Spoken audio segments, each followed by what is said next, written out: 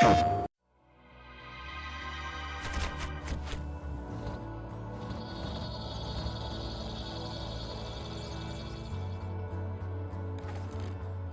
we first found out about PlayStation 4 and the features of the platform, we were really pleasantly surprised that they completely synced up with what we had in mind for DriveClub. It was almost a perfect storm, if you like. We had this desire to return back to realistic racing.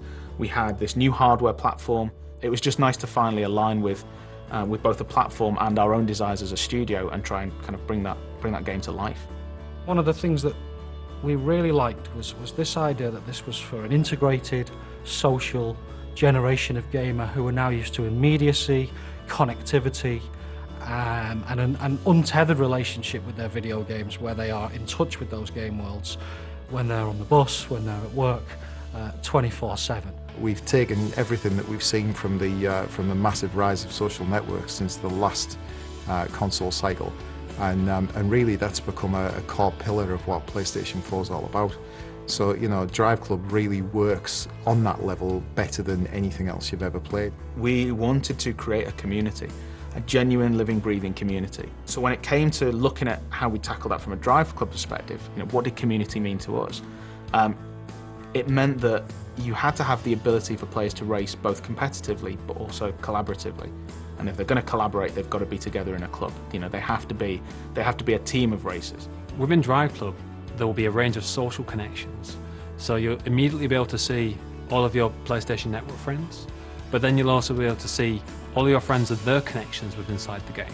So you'll be able to see how your friends are connected to other people. But we'll essentially make it very easy using the social connection feature to be able to find the perfect club for yourself. What we want to achieve with DriveClub is basically a game which transcends the standard racing experience. We want to make it so that it's motivated and driven by the community itself. So it's very much a case of players getting involved, creating their own events, and actually building a community around the tools that we offer them. So at the core of DriveClub, you have the ability to, anything that you do in the game, any time that you set, any score that you set, you can bundle that up as a challenge and then send it to friends, club mates, even complete strangers. You know, you can pass this data on to them and say, look what I did, I dare you to beat it. Challenges are not just to send and forget. Basically, essentially you're put into a leaderboard with those people, and so for the set duration of the time of the challenge, you can compete to sort of better yourself. In addition, once the challenge has been sent out, if people like that challenge, they can start competing in it or even forward it on to their friends, and so there's an opportunity for those challenges to go viral. One of the key ways the PlayStation 4 really enhances the multiplayer experience in DriveClub is the fact that every single section of every one of our tracks, our real-world kind of breathtaking, beautiful vistas, has data that can be turned into challenges for the best times, the best drift settings, the best 0 to 60 records on every straight, on every bend, on every turn, every piece of camber, every surface type has data that can be turned into challenges which can then be sent to others. That's only achievable on this console with this brilliant new emphasis on connected gameplay. DriveClub isn't a professional racing series. This isn't Formula One or IndyCar or anything like that. This is just a bunch of people that love cars, that love racing, that want to compete together, collaborate together, that just want to turn up to a location and just put their tyres on the asphalt, you know? We want to make sure that, you know, irrespective of your level of skill, whether you're a hardcore racer or just casual racer, that you can pick up and play.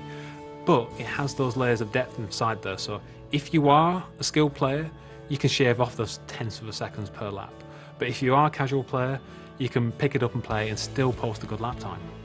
We want people to be able to pick up the car and go, this is fun, I can tell the difference between that car and get around this corner, look at me drift, isn't it brilliant?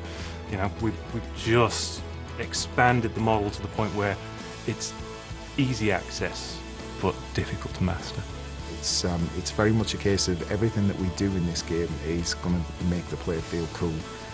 We want to actually make people understand the fact that this isn't a hardcore racer. It's not a simulation in any way, shape or form. It's about having fun in cars on very fast roads. And of course, you know, being able to actually send out that information and by cool videos, screenshots, and even sharing it to things like Ustream, like, is absolutely integral to that. You know, we want people to be viewing the information that we're sending out from every single player, so that they understand that this is a broad community and absolutely the best racing experience that they're going to have on the next generation console.